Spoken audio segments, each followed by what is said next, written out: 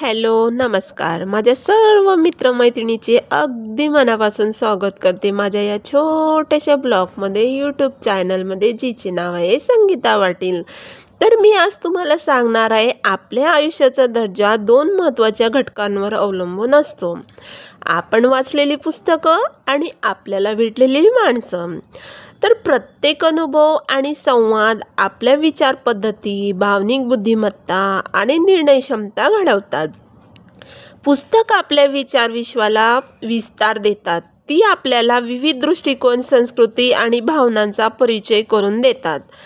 त्यामुळे आपली कल्पनाशक्ती आणि सहानुभूती वाढते। दुसरीकडे आपण ज्या माणसांच्या सहवासात राहतो ती आपली मानसिक ऊर्जा ठरवतात।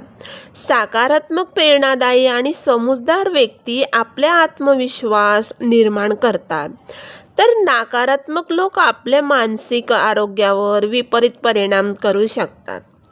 म्हणूनच चांगली पुस्तकं आणि चांगली माणसं ही मानसिक वाढीची दोन महत्त्वाची साधनं आहेत।